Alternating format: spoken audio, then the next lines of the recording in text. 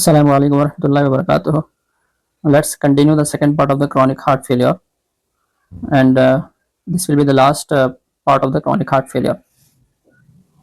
Today, let us discuss the management of heart failure with preserved ejection fraction. So, there is one challenge with heart failure of preserved ejection fraction. That is nothing but more than 50% of ejection fraction. What is that challenge? No pharmacotherapy has conclusively proven mortality benefit. Management focused on treating comorbidities and congestion. This is important. Okay, so more focus is given on treating the comorbidities as well as congestion. So what are those? So general measures include diuretics for congestion, strict BP control, management of atrial fibrillation, nothing but rate or rhythm control, okay, and anticoagulation, treatment of sleep apnea, lifestyle modification like weight loss and exercise. So these are the general measures. Number 1, diuretics. Number 2, BP control. Number 3, management of AF. Number 4, treatment of sleep apnea. Number 5, lifestyle modification. Potential pharmacotherapy which can be given based on recent trials include 3. One is SGLT2 inhibitors. They reduce the HF hospitalization, rate of HF heart failure hospitalization across the entire ejection fraction spectrum. Second one is ARNI, sacubitril valsartan combination, may be considered with a potential signal of benefit in women and those with lower ejection fraction within the preserved ejection fraction range, meaning towards you can say towards closer towards the 50% ejection fraction. Okay, so in women and in patients with lower ejection fraction within the preserved ejection fraction range, ARNIs are benefited. Okay, then mineralocorticosteroid antagonist, they also reduce HF hospitalizations and effect appears to vary by region. Benefit is seen in Americans. Okay, so overall these three group of drugs, SGLT2 inhibitors, ARNI and MRA, spironolactone, these three drugs are useful in patients with preserved ejection fraction. SGLT2 inhibitors all the patients can give. ARNI you can consider in women and in patients with low ejection fraction within the preserved ejection fraction range, and MRA also you can consider because SGLT2 inhibitors and MRA both reduce the rate of number of hospitalization. Okay, so next is that was about there is nothing more about the preserved ejection fraction. Coming to device or surgical therapy. So for after pharmacotherapy, next is the device or surgical therapy. In number 1 is implantable cardioverter defibrillator. What it does is, so whenever there is ischemia, whenever there is ischemic part in the heart, or whenever there is structural changes in the heart is susceptible for ventricular arrhythmias. So to prevent sudden cardiac death due to ventricular arrhythmias, these ICDs are used. What they do is, if they detect any abnormal rhythm, they directly send anti-tachycardiac pulse, ATPs we call it as anti-tachycardiac pulse, to prevent VTs. Okay, this is prophylactic.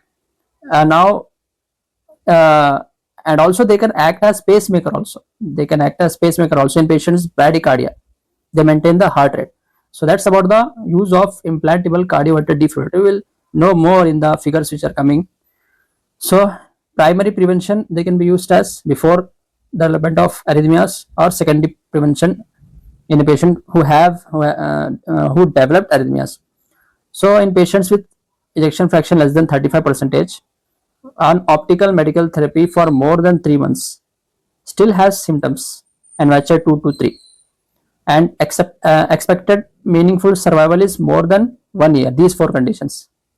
The ejection fraction is less than 35%, even on optical medical therapy for more than 3 months, and the patient is symptomatic, and the expected survival for the patient is more than 1 year, then you should one can plan for primary prevention by using these ICDs. Secondary prevention for survivors of cardiac arrest or sustained ventricular tachycardia.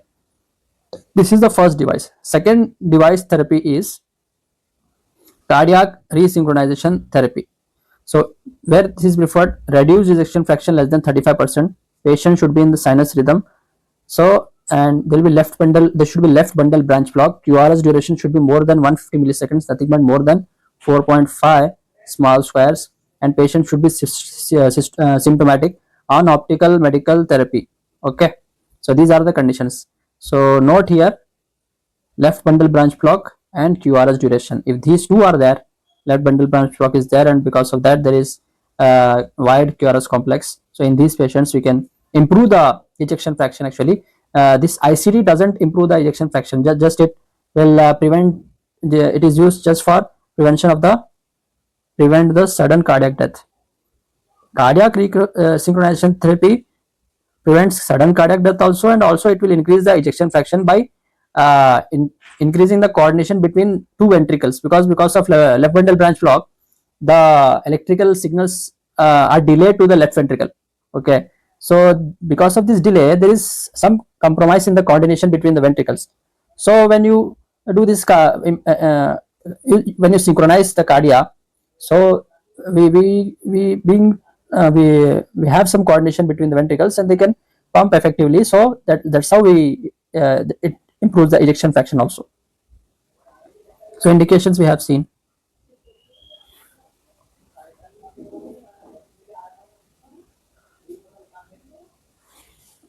Now, so this reduces the mortality also and hospitalization also.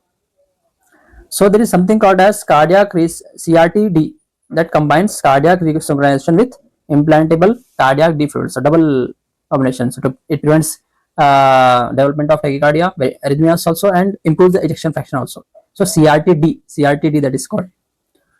So third one, which we surgical. Third is the surgical therapy.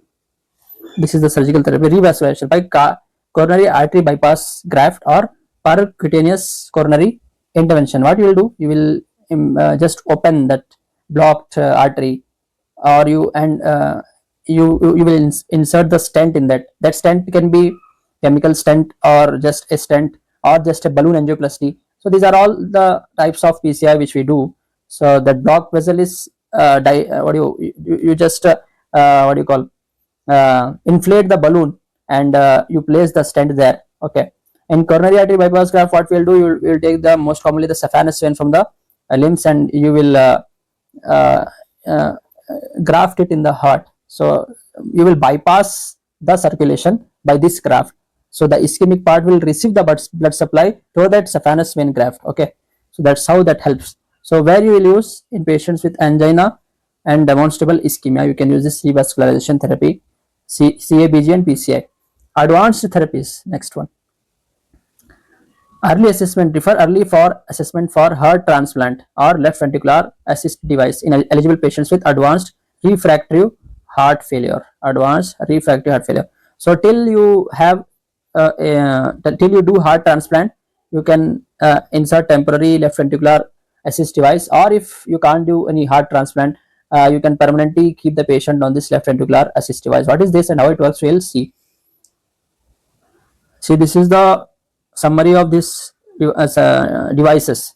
Okay, summary of these devices. See here, this is ICD. Main goal, it prevents the sudden cardiac death. So what is the indication? Ejection fraction should be less than 35%, and there should be a risk. The ejection fraction should be less than 35%. Patient should be symptomatic. Even on optimal therapy for more than 3 months, if the ejection fraction is less than 35%, to prevent this VT and VF risk, you will implant this ICD. So it will detect and shocks the arrhythmias. This improves the survival rate of the patient. In cardiac, in CRT, this will improve the contraction synchrony, coordination between the ventricles. So when this is used, in ejection fraction less than 35%, wide QRS complex more than 1%, left bundle branch block. So there will be biventricular pacing. So it improves survival also, and also it will improve ejection fraction also. Ventricular assist device is a mechanical support to pump blood.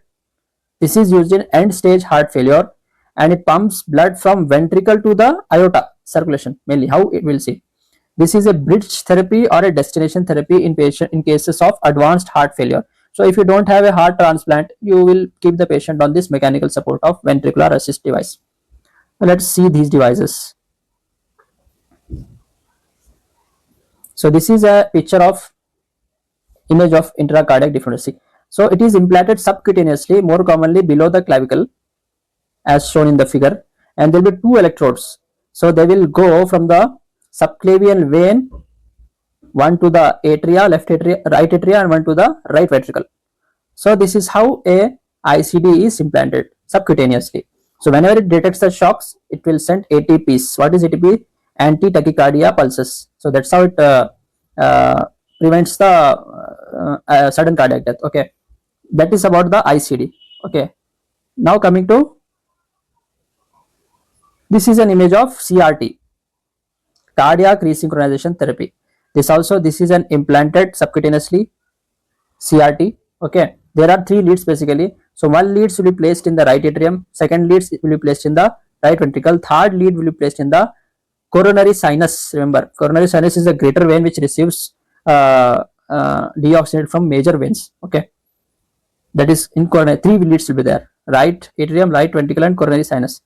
So this will synchronize the contraction between the ventricles, and it will improve the ejection fraction also, and it will prevent sudden cardiac death also. That's about CRT. And this is a picture of ventricular assist device. See here. So this is the whole, this outside belt. So this is I will just, this is the battery. Okay, this is the control unit. Okay, this is the where the patient is wearing from here, and this is the pump. Okay, this is the outflow graft, and this is the inflow cannula. These are the parts of ventricular assist device. One more time, this is the battery, this is the control unit, this is the outflow graft, this is the inflow cannula, and this is the pump. And there will be a wire, okay, which connects the control unit to the pump. That's how it is controlled. No, so see here, left ventricular assist device connected to the heart. So here, this is the battery. Okay, a cable connects the external controller. A cable connects the external control unit and the internal left ventricular assist device through a small hole in the abdomen. So here there is a small hole in the abdomen. So this cable will connect this like this through the pump, and this is the control unit. Okay, this is the control unit. These are the two batteries. Now see here, this is a heart showing cross section. So blood is taken from the left ventricle. It enters the left ventricular assist device. This is the inflow cannula, and then it will go to the pump. This pump will directly pump this blood through the outflow graft to the aorta. See, LVAD pumps blood into the aorta, meaning to the body directly. So that's how this left ventricular. So the pumping action is taken by this ventricular assist device directly from the ventricles to the aorta. They are pumping. So these are this is bypassing the whole heart. Okay. So that's about ventricular assist device. The patient can wear this like this. Okay. That's about the devices. Now coming to the management of comorbidities and worsening heart failure. So very important comorbidities, cardiorenal syndrome in patients with heart failure, meaning any problem in heart causes problem in kidney, or any problem in kidney will affect the heart. So that is a bidirectional relationship. Okay, bidirectional. So any problem in heart affects the kidney, any problem in the kidney affects the heart. That is known as cardiorenal syndrome. Decongestion is the key here. Main goal is the decongestion. If you decongest, cardiorenal syndrome will be the chances of cardiorenal syndrome will reduce. Avoid nephrotoxins. Ultrafiltration is not superior to diuretics. Okay, removing the fluid through ultrafiltration is not superior to diuretics. So because congestion is the key, so you remove the fluid. But ultrafiltration to remove the fluid is not superior to diuretics. Now let us study about the types of. This is a box in brief and in concise and comprehensive. It will show the details of cardiology. This is type 1 and type 2. Heart problem will cause kidney problem. Type 3 and type 4, kidney problem will cause heart problem. Type 5, systemic problem will cause heart and kidney problem. That's how you know. 1 and 2, heart will cause kidney problem. 2, 3 and 4, kidney will cause heart problem. 5, systemic problem will cause heart and kidney problem. How we will see? Acute heart failure will cause acute kidney failure. A sudden cardiac event, for example, acute heart failure causes acute kidney injury. Okay. Chronic heart failure causes chronic kidney disease. So chronic heart disease, example, congestive heart failure leads to progressive chronic kidney disease. Now, acute kidney failure, acute kidney injury will cause acute heart failure. A sudden kidney event, example, acute kidney injury causes acute cardiac dysfunction, example by volume overload, heart failure, or by causing arrhythmia. Potassium will be raised, no? Potassium will be raised in patient with CKD. So either by causing volume overload or by raising potassium, this will cause problem in heart. Chronic kidney disease will cause chronic heart problem, chronic cardiac disease. For example, increased cardiovascular disease risk. How? In chronic kidney disease, there is something called as ectopic calcification. Ectopic calcification. So calcium is deposited in the coronary arteries. Coronary arteries, it is deposited, and also it is deposited in the heart muscles also. So because of this, risk of cardiovascular disease is increased. Okay, CKD is a very important risk factor for sudden cardiovascular event. CKD is a very important risk factor. Because of this, because what you call this as, you will call this as CKD MBD, no? Chronic kidney disease, mineral bone disease. Chronic kidney disease, mineral bone disease, CKD MBD. CKD MBD will cause cardiac disease. Okay. Fifth one is systemic condition affects the heart and kidneys. For example, any systemic illness like sepsis, diabetes simultaneously causes both cardiac and renal dysfunction. Of course, that's about in brief the types of cardiorenal syndrome. Okay. Now, in brief, but you will have this box gives the treatment of treatment of various cardiorenal syndrome. In type 1 cardiorenal syndrome, the main goal is to decongest. Okay, because of acute heart failure, there is congestion, no? Systemic congestion and pulmonary congestion, and there is decreased cardiac output. So to restore perfusion, so what are the drugs you use? You use diuretics, IV, decongest, vasodilators if BP is adequate, okay, to decrease the preload and afterload, and you will use inotropes like dovitamin for low cardiac output. So these are the drugs. So non-pharmacological device interventions, ultrafiltration if the heart failure becomes diuretic resistant, and hemodynamic monitoring. Treat the underlying cause like acute coronary syndrome, which is the most common cause of acute heart failure. Type 2 is chronic cardiorenal. Okay, so there is slow disease progression which causes slow progressively kidney damage. So what here also the main key is congestion only. So chronic heart failure patients will have congestion and decreased cardiac output. So congestion, this is nothing but chronic heart failure which causes congestion and decreased cardiac output. So main goal is GDMT, guideline directed medical therapy. ARNI ACE inhibitor ARB plus beta blocker plus MRA plus SGLT2 inhibitors and diuretics for congestion, control of congestion, control of breathlessness. Non-pharmacological and device interventions, they include salt and fluid restriction, cardiac devices like CRT and ICD if indicated, patient education and monitoring. Okay. Now, type 3. So AKI causes volume overload and hyperkalemia. So there will be increased volume and there will be increased BP. So we will treat that. So here you will avoid nephrotoxin so that kidney is not damaged further. Diuretics will give to for a volume overload, and BP will control with calcium channel blockers. Remember this point. In AKI, you will not control the BP with ACE inhibitors or ARBs. That is contraindicated. With calcium channel blockers or alpha blockers like prazosin, doxazosin, you will control the BP. Okay, cilnidipine, all these things. If BP, now if diuretics and BP control fail by pharmacotherapy, you will have to do temporary renal replacement therapy and treat the underlying cause like sepsis which causes AKI. Okay, that's acute kidney injury that which causes raised BP and congestion. That and it has effect on heart. Chronic kidney disease has cardiac effects. So because of ectopic calcification, okay, CVD risk progression and delays CKD progression. The primary goal here is to cardiovascular disease risk progression and delay the CKD progression. How you will do? So you will use ACE inhibitor or ARB to reduce the proteinuria. So Davidson says any drug you use, if you reduce the BP in patients with CKD, uh, anything which decreases the proteinuria will reduce the progression of CKD. So the most common drugs, the most important drugs are these drugs which reduce the proteinuria and CKD, but up to CKD to 3B, not in 4 or 5. You should avoid this. Okay, and SGLT2 inhibitors and statin therapy.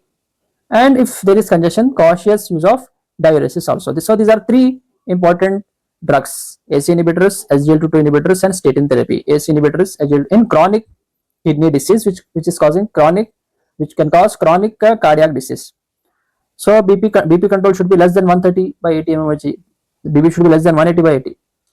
Dietary phosphate reduction and potassium reduction. How you will do that?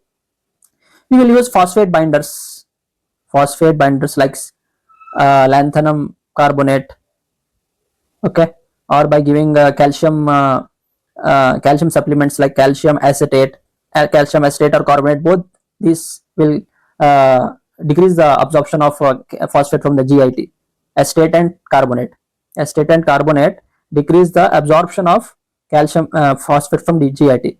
For potassium management, so diuretics will reduce the potassium, as well as you can use potassium binders like sevelamer, okay, and also bicarbonate therapy will reduce the potassium.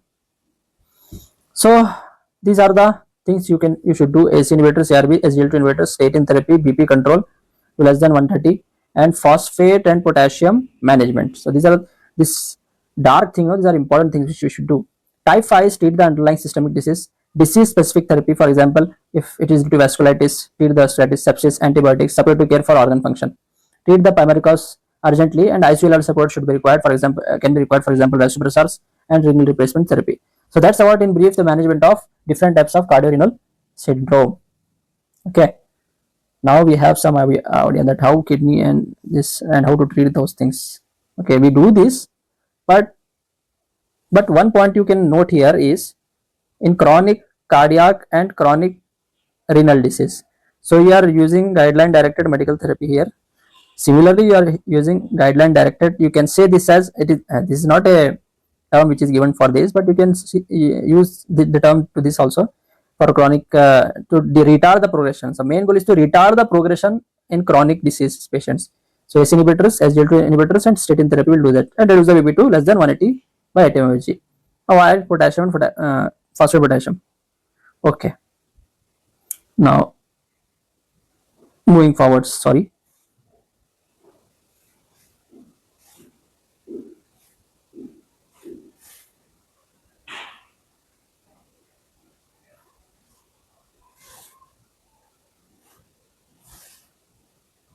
So that's about cardiorenal disease. So that is the first main comorbidity which one will face. Okay. So next thing which one will face is iron deficiency anemia, which is very common, and this will increase the mortality. And if you give iron, maintain the iron more than ferritin goal should be more than 300. The goal should be, and ESAT saturation should be more than 20 to 40 percentage. 20 to 40 percentage. Okay.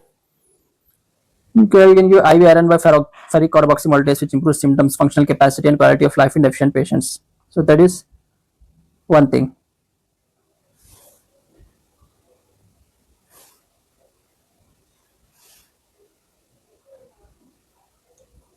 So atrial fibrillation is a very common thing which is associated with heart failure patients. So for this one, this requires anticoagulation. Okay, nowadays these newer anticoagulants, factor 10 inhibitors like rivaroxaban, apixaban. Okay, all these does not require monitoring.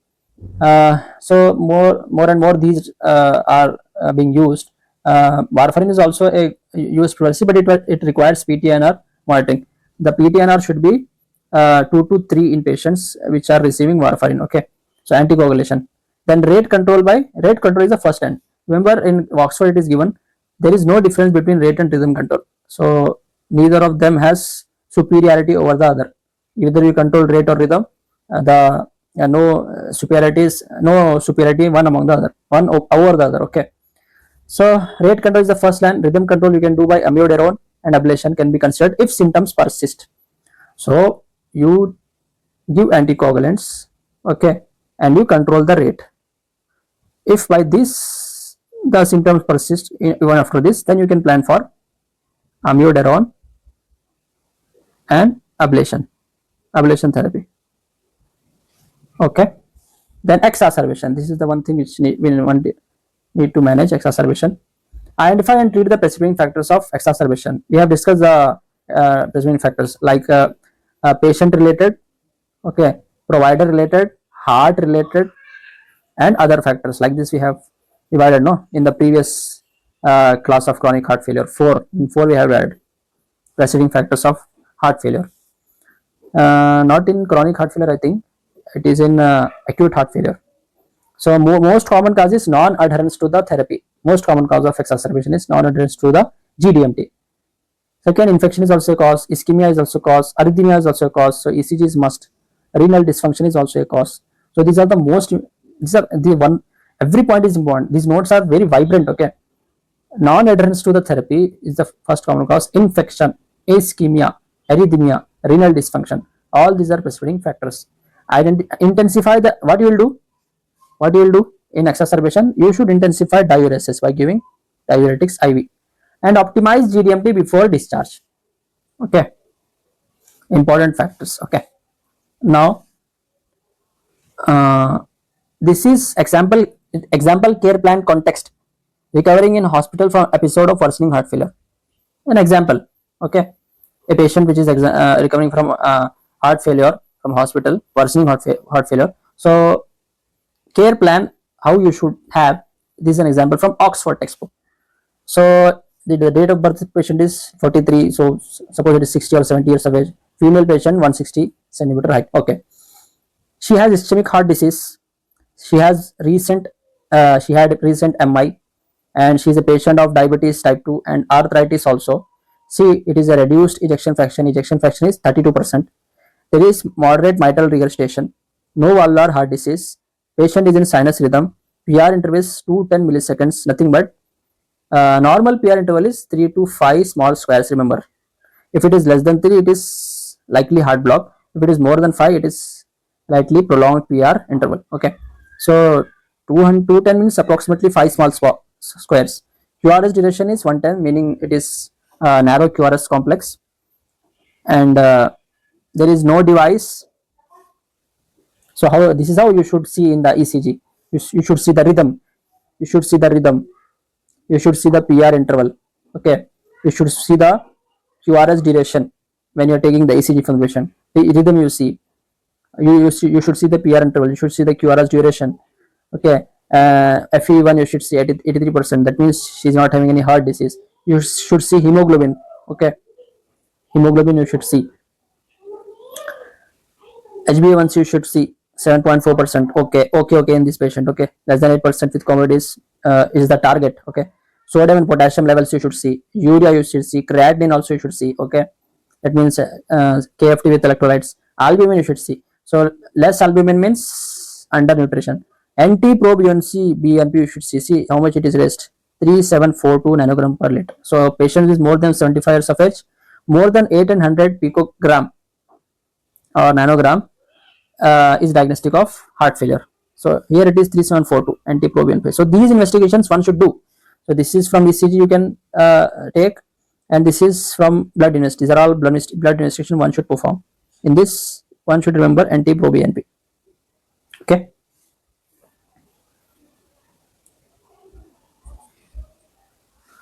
Okay. Now see, instruction to be given to the patient. Now we are discharging the patient. Patient is stable now. What instruction you should give?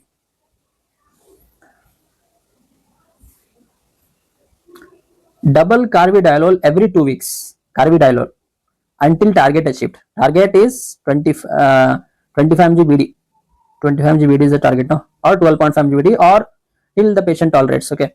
Heart rate should be less than 65 beats per minute, or systolic BP should be less than titration if heart rate is less than 65 minutes or systolic BP less than 110. down titrated if heart rate is less than 50. So the goal should be 55 to 60, and BP should not fall less than 110. Remember these things. That's how you should titrate. So carvedilol every 2 weeks you should titrate. Okay. Then add ivabradine 5 mg BD if heart rate remains more than 70 beats per minute despite achieving carvedilol target. Double enalapril 1 week in 1 week to achieve the target. We are doubling the beta blockers in 2 weeks, but see here in case of AC inhibitors we are doubling it in 1 week to achieve the target. Reduce the dose if the systolic BP falls less than 90 mmHg. While you are doubling the dose while you are starting this AC inhibitors, check renal function test electrolytes in 10 days. Within 1 week you should test. Reduce the dose if serum creatinine is more than nothing but if the serum creatinine raises more than 25% from the baseline, then you should reduce the dose to half. Remember this point, more than 25%. Okay. Recheck in 10 days. If there is 10% in increase in creatinine, again you can increase the dose. Okay. 10%. If there is increase in the decrease in the creatinine, meaning increase in the GFR, okay, then you can plan for again increasing the dose. Now after this you should monitor.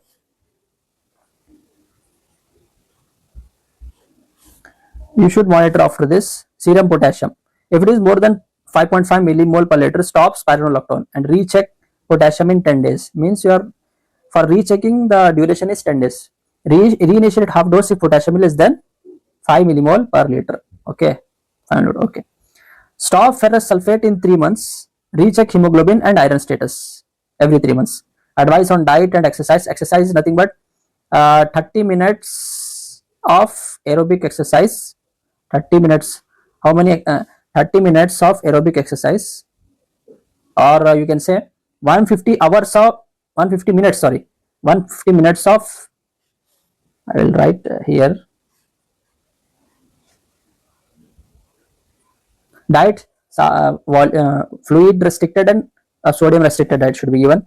No added salt should be there. No added salt. Less than 6 gram is considered as no added salt. Okay.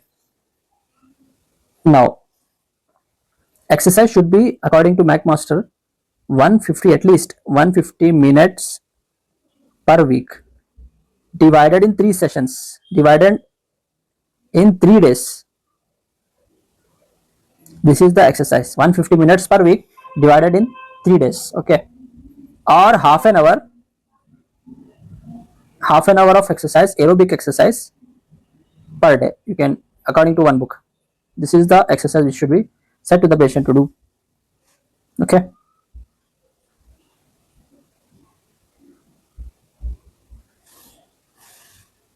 Now, next. So next is increase. This is butyrate is nothing but it is what do you call diuretic. Increase in 1 month. See, AC inhibitors you are increasing in 1 week. Beta blockers you are increasing in 2 weeks. Diuretics you are increasing after 1 month. Iron you are stopping at 3 months, and you are checking iron status every 3 months. Okay. Butyrate should be increased in 1 month. If when you should increase systolic BP not at target and the patient is not at dry weight. That means patient is still edematous. Patient is symptomatic and the patient is not at dry weight. That means again patient is edematous. Revise this decision if the patient does not like the change. Okay. Further cardiology review within 6 weeks, means 1.5 months. You should say after the exacerbation, you should say the patient to meet after 1.5 months. Okay. Now the doses of target doses. Just see the target doses of the drugs. Target doses of the drugs. These are the target doses of the drugs. Carvedilol starting at 3.125, target 25 mg BD. Enalapril 2.5 mg BD, target 5 mg BD. Spironolactone 25 mg per day, 25 mg per day. Bumetanide 1 mg per day, 1 mg per day. Aspirin 75 mg per day. Stop the aspirin. Okay.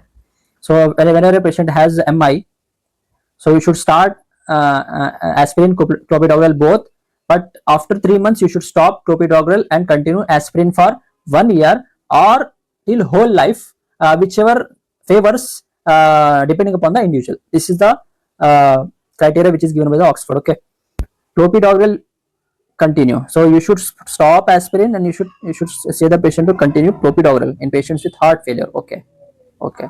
In patients with heart failure, 75 mg. Metformin if 5 mg BD, goal is lansoprazole. So this is what do you call proton pump inhibitor. Ferrous sulfate 2 mg ID. Exercise for 10 minutes 3 times per week. So here he has given 10 minutes, but McMaster gives it as 150 minutes per week or 30 minutes 3 days in a week. 30 minutes 3 days in a week divided. Okay.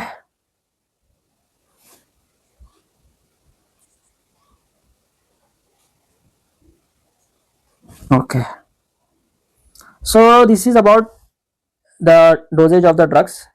Now, how you will assess the patient? You see the symptoms, you see the heart rate, you see the BP, you see the weight, you see the potassium. You see, these are pearl. You can say this is a very important.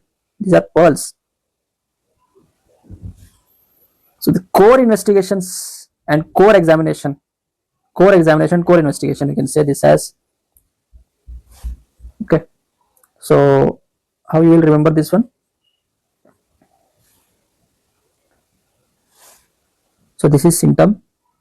These are vitals along with weight, and this is exam. You can add here hemoglobin. One thing. Okay. So now it is for target is 1 to 2. Heart rate is 73. Target is 55 to 65. Systolic BP is 114. Target is between 110 to 130. Remember this BP. Weight is 68.7. Target is 60. Depending on the height, BMI you should calculate, and according to that you should maintain the weight. Potassium is 4.5. Target is between 4 to 5. Creatinine is 134 micromole per liter. Target is less than 150. Okay. Target is 150 micromole per liter, or you can say less than 1.3 milligram per deciliter. This is the target. Okay.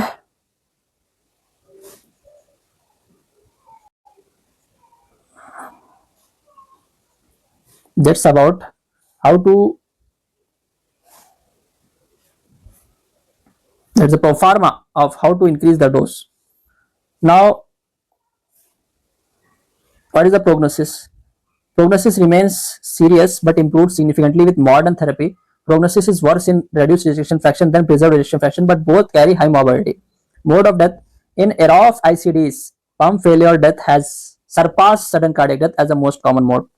Poor prognostic markers, remember this one.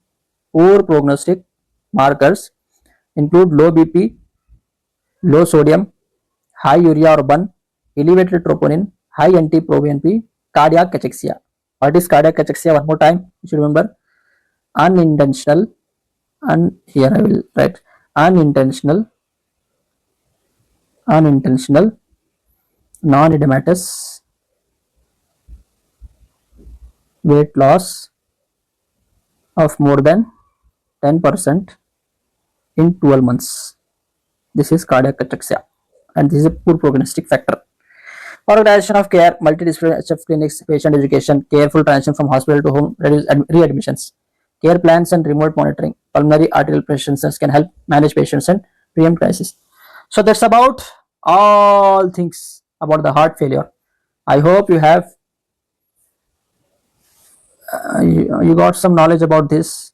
I am also a learner. I can't claim that I am not a learner.